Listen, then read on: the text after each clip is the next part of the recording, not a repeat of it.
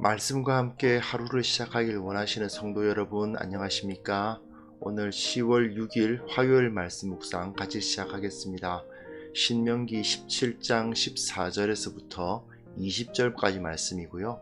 이스라엘의 왕이 어떻게 세워질 것인가, 왕은 어떤 사람으로서 만들어져야 되는가, 그것에 대해서 가르치고 있는 본문인데, 이것을 통해서 우리가 어떤 마음으로 도대체 무엇을 의뢰하고 무엇이 나를 강하게 하며 무엇이 나를 형통하게 하는지를 생각해 보는 시간을 가지려고 합니다. 하나님의 말씀이 우리 가운데 충만하게 거하여서 주님께서 주시는 능력, 그것을 의뢰하는 시간 되었으면 좋겠고요. 그럼 함께 하나님의 말씀을 보겠습니다.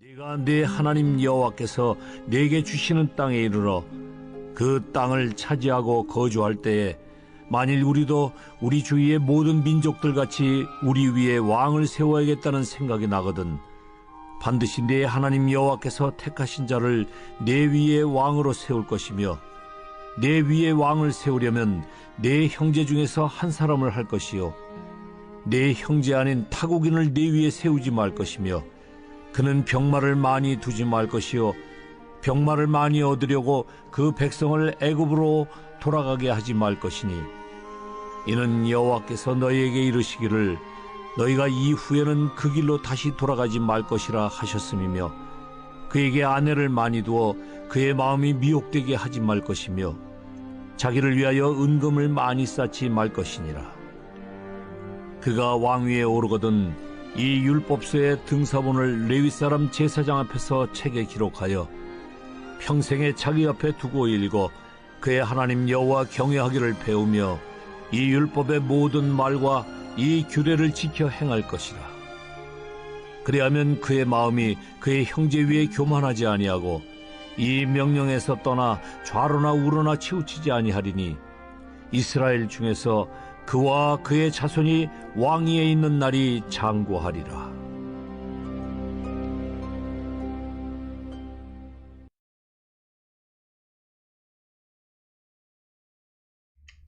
네, 우리 지금 신명기의 본론을 다루고 있고 그 가운데서도 구체적인 규정들을 다루고 있다 하는 것 다시 한번 말씀드리고요. 그리고 그 가운데서도 나라의 통치, 이 이스라엘 나라를 통치해 나갈 때 어떤 것이 필요하다는 것이 제시되고 있습니다.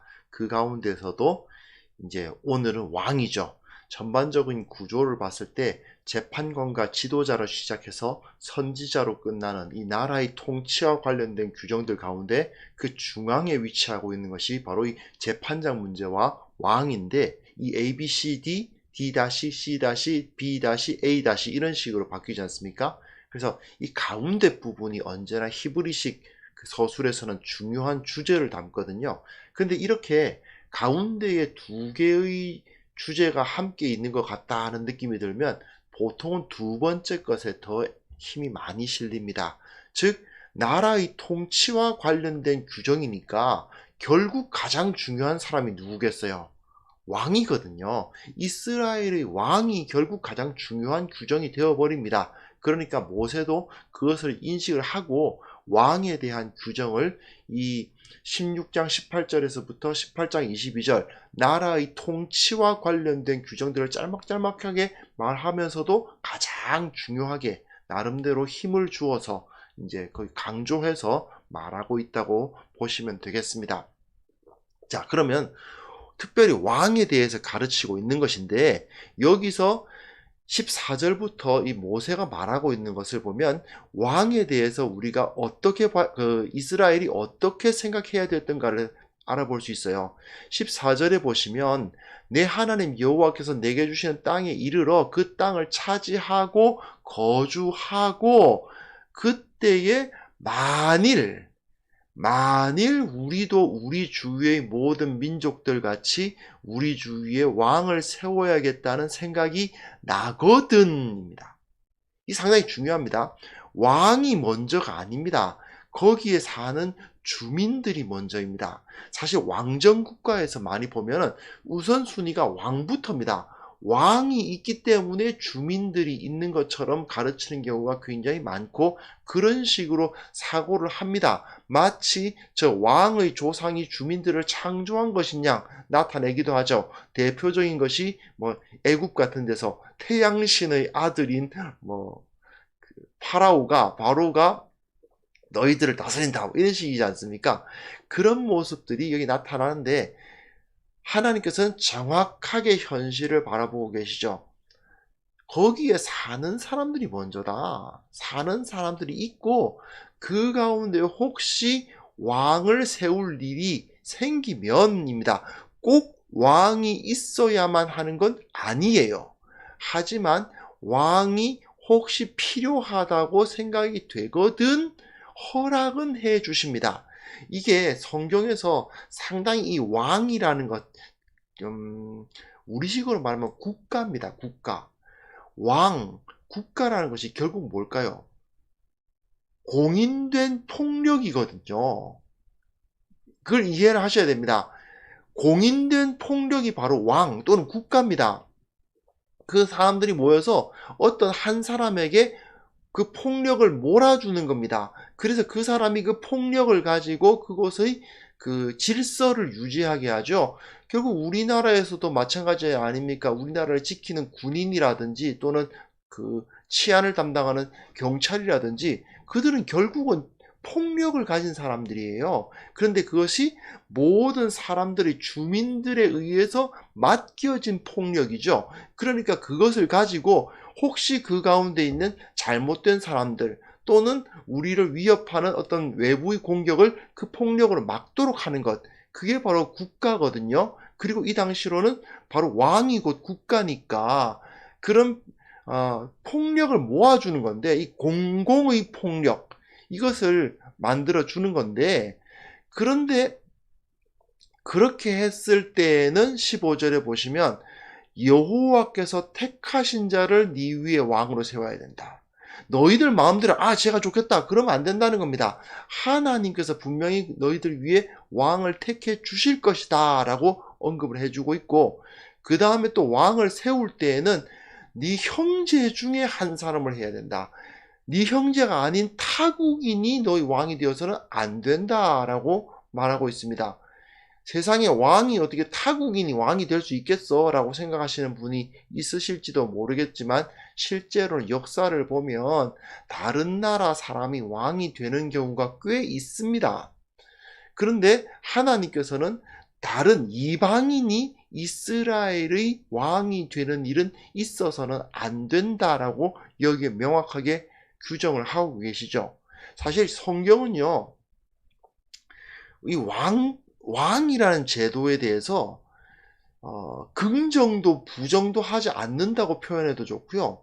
또는 왕을 좋게 보는 입장과 왕을 나쁘게 보는 입장이 함께 공존하면서 서로 견제하고 있는 듯한 그런 상당히 긴장 관계를 조성하는 듯한 느낌을 줍니다. 예를 들어서 사무엘서나 열왕기서를 가만히 살펴보면요. 상당히 왕에 대해서 안 좋게 봐요. 왕정은 꼭 필요한 것이 아니었다라는 식으로 또는 왕이 세워져 가지고 잘못되는 바람에 이 모양이 되었다. 이렇게 이야기를 하죠. 사무엘서 같은 경우도 그렇지 않습니까? 사울 왕을 세우려고 할 때에 하나님께서 그 사무엘에게 하시는 말을 보시면 아실 수 있죠. 저들이 왕을 달라고 하는데 너를 미워해서가 아니라 나를 미워해서 그렇다. 이렇게 이야기를 하실 정도거든요. 그러니까 사무엘서 또는 열왕기 같은 경우는 왕에 대해서 상당히 좀 부정적인 입장을 보입니다. 그에 비해서 사사기 같은 경우는요, 굉장히 왕에 대해서 긍정적이에요. 그 당시 사사시대에 그 대혼란이 일어났던 이유가 뭐냐? 그때에 저들에게 왕이 없어서 그랬다. 왕이 있어가지고 질서를 잡아야 되는데 왕이 없어서 저들이 마음대로 자기 소견에 옳은 대로 행했다. 이렇게 평가를 하거든요.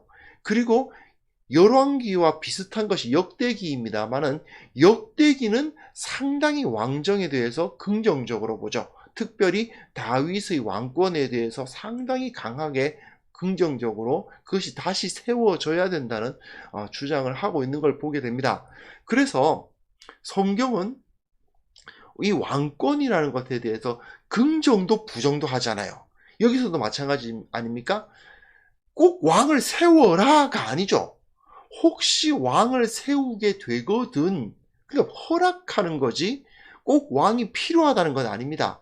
그랬을 때에 너희는 너희들 가운데에서 세워야 하고 다른 사람 세워서는 안 되고 하나님께서 주신 자를 세워야 된다, 이런 가르침을 주고 있는 겁니다. 그래서 성경이 왕정, 우리식으로 말하면 국가라는 것을 양날의 검으로 보고 있다고 평가하는 것이 맞습니다. 이 양날의 검이란 게 어떤 거냐? 정말 제대로 된 왕, 정말 제대로 된 통치자가 서서 그것을 잘 활용하면 아주 좋을 것인데, 그러나 그것이 잘못 오용될 가능성이 상당히 크기 때문에 상당히 위험하기도 하다. 효용도 크고 위험도 크다. 이런 모습을, 이런 평가를 하고 있는 것이 바로 왕정이요 또 국가라고 할 수 있습니다. 결국 그리스도인들이 이 국가를 바라볼 때에 어떤 마음을 가지고 바라봐야 되느냐?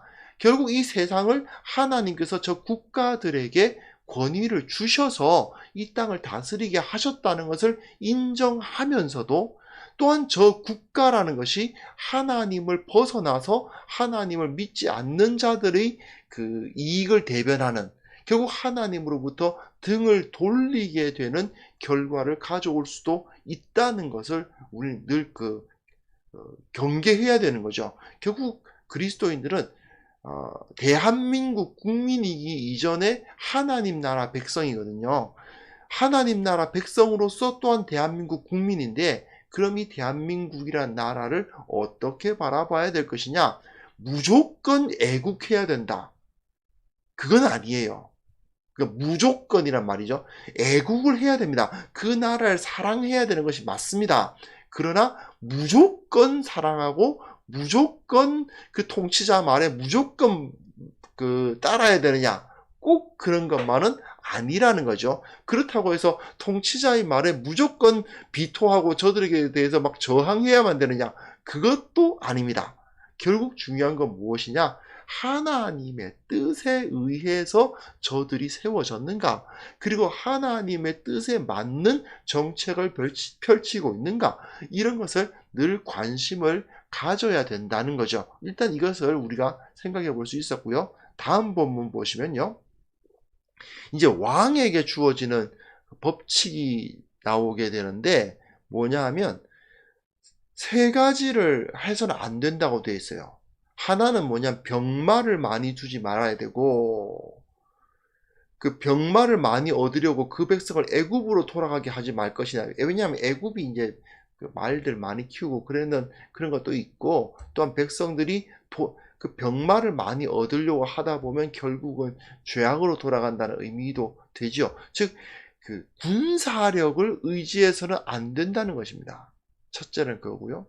둘째는 뭐냐 하면 아내를 많이 두어서는 안 된다고 되어 있습니다.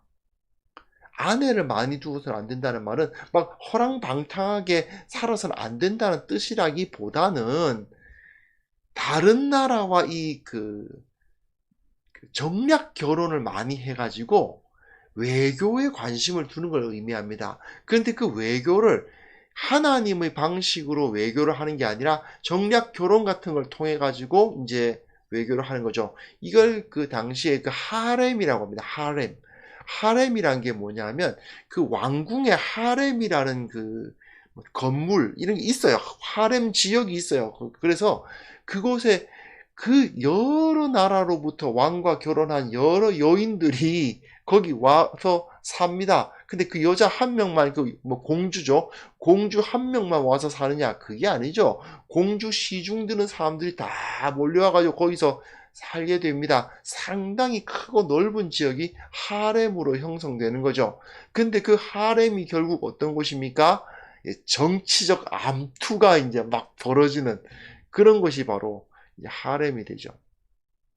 그런 것을 하나님께서는 지적하시면서 네가 왕이 되면, 혹시 너희들 가운데 왕이 세워지면 그 왕이 그 하렘을 크게 해서는 안 된다.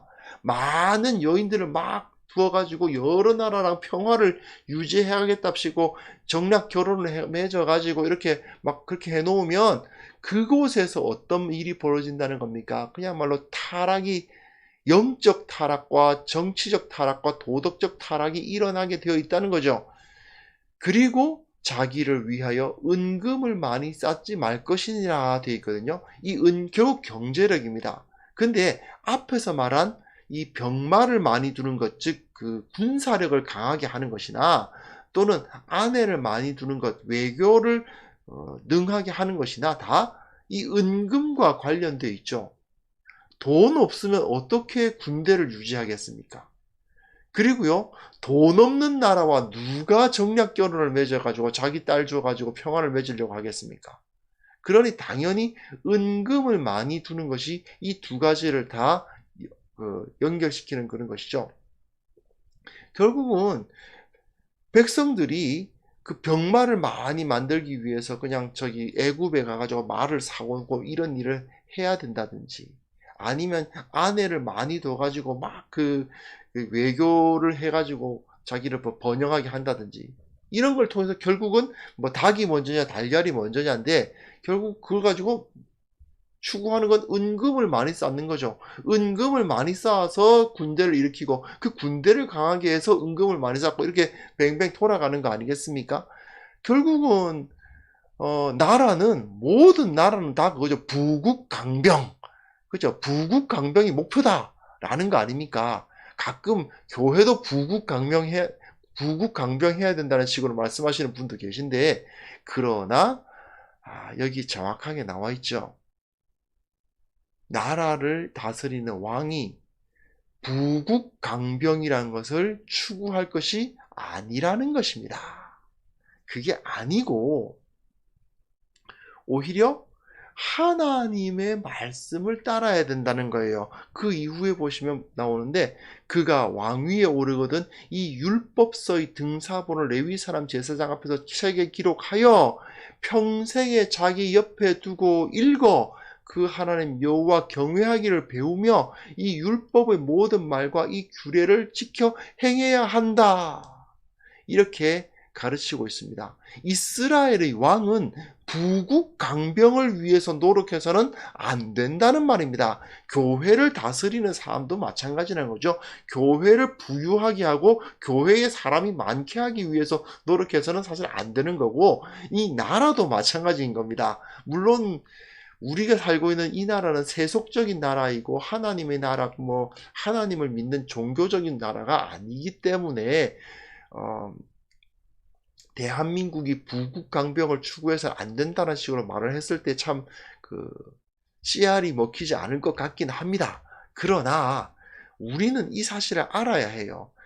그 나라의 그 전체적인 분위기가, 그리고 나라든 교회든 그 모임이 부국강병이 목표가 되어서는 안 됩니다. 그거는 결과가 되어야 되는 거예요. 어떻게 결과가 되느냐? 하나님의 말씀을 철저하게 따르다 보니 부국강병하게 되는 거예요.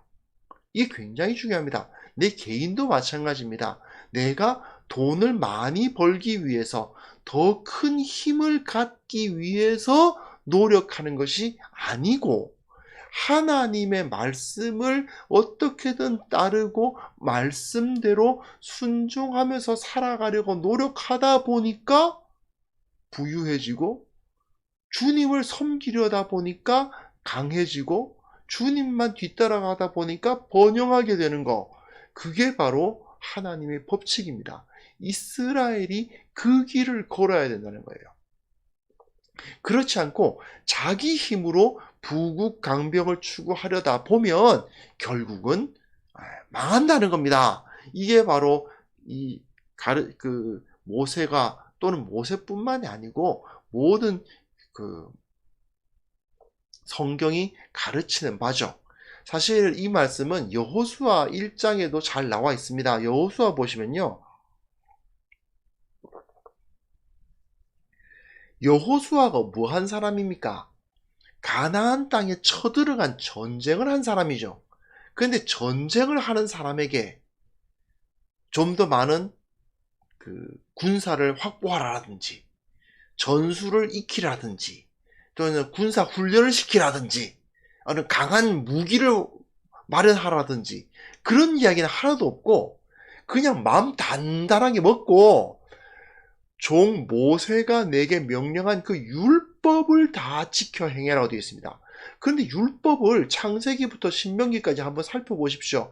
거기에 전술이 어디 있습니까? 병법이 어디 있습니까? 하나도 없어요. 거룩하게 살아라. 선하게 살아라. 공정하게 살아라. 정의를 실현하라. 이런 말만 있지 무슨 병법 같은 건 하나도 없습니다. 그런데도 불구하고 이 율법책을 내 입에서 떠나지 말게 하고 주야로 그것을 묵상하여 그 기록한 대로 다 지켜 행하면 평탄하게 되고 형통하게 된다. 이렇게 이야기하는 거죠.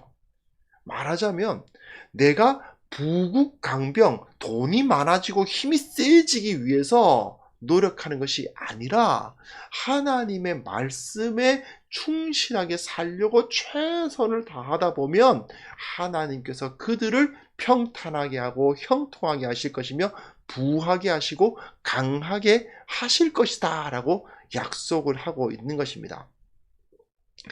자, 이것이 이제 정말 믿음의 문제입니다.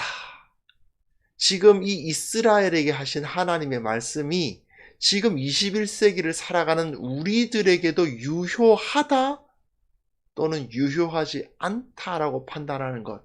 이게 바로 믿느냐 믿지 않느냐의 문제겠죠. 우리가 믿음의 모험을 시도할 것이냐 아니면 그렇지 않고 세상 사람들이 추구하는 대로 따를 것이냐. 이게 바로 문제인 것입니다. 교회도 마찬가지입니다. 교회의 재정이 풍요로워지고 교인들이 많아지는 것을 위해서 일할 것이냐, 사역할 것이냐, 또는 그 교회의 여러 가지 역량을 모을 것이냐, 아니면 하나님의 말씀이 내 입에서 떠나지 아니하고 주야로 그것을 묵상하여 그 기록한 대로 다 지켜 행하는 데에 최선을 다할 것이냐. 교회도 마찬가지고요.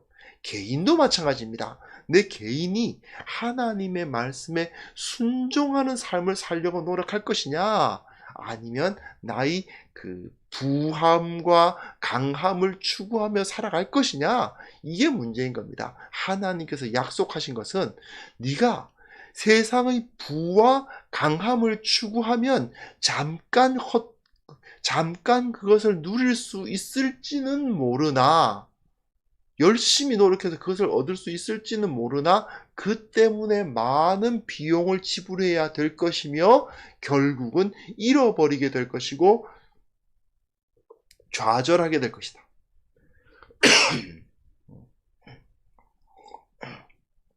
그것이 이제 성경이 가르치고 있는 바죠.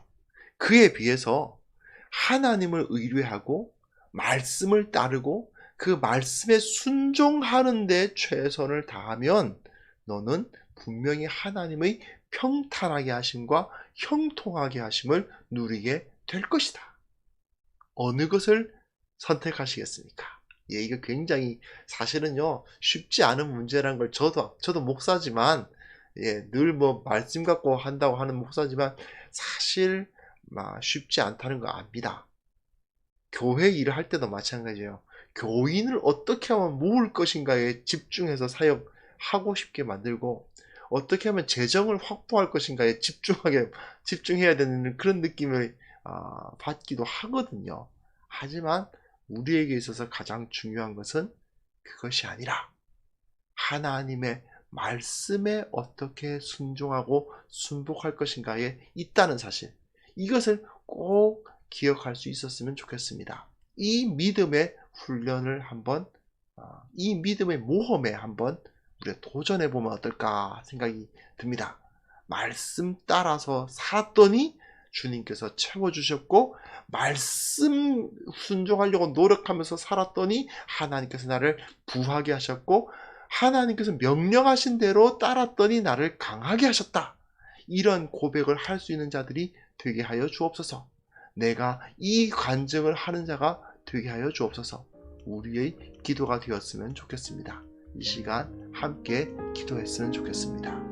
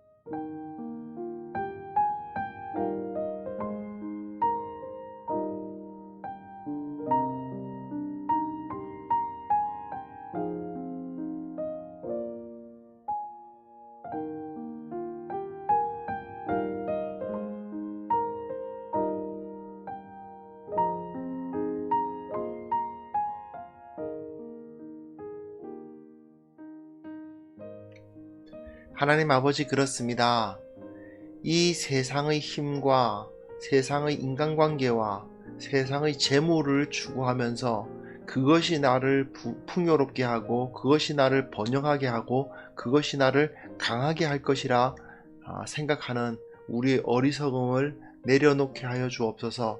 주님을 섬기는 것, 주님의 말씀에 순종하는 것, 주님과 함께 동행하는 것이 모든 것의 우선순위에 놓일 수 있도록 도와주시고 하나님을 의뢰하며 살아가는 자들이 되게 하여 주옵소서. 참으로 우리가 어리석어서 어떻게 하면 하나님을 의뢰할 수 있는지, 어떻게 하면 하나님과 가까워질 수 있는지 잘 모르는 경우도 있습니다. 주님, 먼저 우리가 말씀에 순종하는 담대함을 갖게 하여 주시고, 세상 사람들은 다 그렇게 살지 않지만 나는 말씀대로 살겠다, 나는 주님께 순종하겠다, 그리스도인답게 한번 살아보겠다라는 결단을 하는 우리 모두가 되게 하여 주옵소서. 그리고 그 결단으로 나아가는 우리들에게 실제로 하나님께서 채워주셨다, 지켜주셨다, 보호하셨다, 부하게 하시고 강하게 하시고 번영하게 하셨다라는 고백을 할 수 있는 우리 모두로 주님 은혜를 베풀어 주시기를 원하옵고 바랍니다. 참으로 세상 사람들이 세속적인 가치관에 붙들려서 살아가고 있습니다. 저들에게 주님의 진리를 전할 수 있기를 원합니다. 저들이 저 헛된 것을 추구하면서 살아가고 있는데 우리는 이 영원한 것을 추구하면서 살아가고 있기에 내가 이렇게 주님의 보호를 받아서 주님의 공급하심을 받아서 이렇게 능하게 잘 살아가고 있노라고 고백할 수 있기를 원합니다. 저들을 구원할 수 있기를 원합니다. 특별히 지금 전염병과 경제난으로 인해서 두려워하는 자들이 많이 있습니다. 우리 어린 학생들은 시험이 가까웠는데 학교에 가지 못하고 또한 그 때문에 고민하는 경우도 있습니다. 참으로 경제적으로 너무나도 어려워서 참으로 생을 마감하고자 하는 자들까지 있는 것을, 그런 소식을 듣기도 합니다. 주님, 사람들이 두려워하고 있음을 주님께서 불쌍히 여겨 주옵소서. 우리가 저들에게 하나님의 보호를 받는 방법을 알리는 자들이 되게 하여 주옵소서. 저들이 세상 것이 아니라 주님을 의뢰하면, 주님을 따르면 번영할 수 있고 형통할 수 있고 바르게 살 수 있다는 것을 깨닫게 하여 주시옵소서. 주님께 돌아오게 하여 주시옵소서. 참으로 교회가 이 세상 가운데 주님의 빛을 나타내지 못하여서 오히려 소망이 있는 하나님의 말씀이 있는 이 교회를 사람들이 떠나고 있다는 소식을 들을 때마다 참으로 안타깝고 가슴을 칠 수밖에 없습니다. 아버지 하나님, 아버지께서 불쌍히 여겨주시고 아버지께서 회복하게 하여 주시고 우리로 거룩함을 회복하게 하셔서 저곳에 진리가 여기 있노라고 말할 수 있도록 도와주옵소서. 아버지, 오늘 하루를 주님 앞에 의탁합니다. 주님처럼 살게 하여 주옵소서. 주님의 십자가 나도 지고 걸어가는 하루가 되게 하여 주옵소서. 세상을 두려워하지 않도록 도와주시고 누구보다도 정직하게, 누구보다도 바르게 살아가는 자들 되게 하여 주시고 그것으로 인해서 승리하고 기뻐하고 주님을 높이며 찬송하며 살아가는 하루가 되게 하여 주옵소서. 우리 주 예수 그리스도의 이름으로 기도합니다. 아멘.